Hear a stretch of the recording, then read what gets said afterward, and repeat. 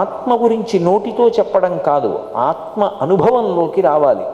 నేను శరీరం కాదు, నేను ఆత్మ, నాకు మరణం లేదు, నేను అగ్ని చేత దహింపబడను, నేను నీటి చేత తలపబడను, వాయువు చేత కొట్టుకుని పోబడను, నేను ఎప్పుడూ ఉండేవాణ్ణి, నేను దేశకాలాతీతుడను, శరీరము అశాశ్వతము, అది పడిపోతుంది, లోపల ఉన్న ఆత్మ మాత్రమే నేను అని అనుభవపూర్వకంగా ఎవరు స్థిరీకరించుకొని నిలబడతాడో అది జ్ఞానము. అటువంటి జ్ఞానమే కైవల్యమునకు కారణమవుతుంది. దీనికి మోక్షము అని పేరు. మోక్షము అంటే విడుదల. దేని నుంచి విడుదల అంటే జనన మరణ చక్రము నుండి విడుదల.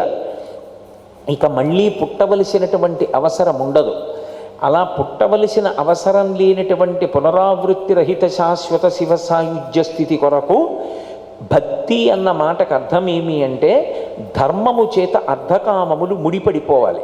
ముడిపడిపోతే అదే చివరికి మోక్షాన్ని ఇచ్చేస్తుంది. ఇక మళ్ళీ వేరే ప్రయత్నం ఉండదు.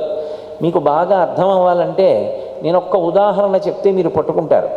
నేను మీకు ఒక 8 అడుగుల కర్ర ఇచ్చాను. ఇచ్చి 2 అడుగుల పొడవున్నటువంటి ముక్కలు సమాన భాగాలు తయారు చేసి ఇవ్వండి అన్నాను. మీరు ఆ కర్ర అక్కడ పెట్టి 8 అడుగుల కర్ర 4 ముక్కలు చేయాలంటే ఒక్కొక్క కర్ర ముక్క ఎంత పొడుగు ఉండాలి? 2 అడుగులు ఉండాలి. మొట్టమొదట 2 అడుగుల దగ్గర కత్తితో ఒకసారి నరికారు, 2 అడుగుల ముక్క వచ్చింది. ఇక 6 అడుగుల ముక్క ఉంది.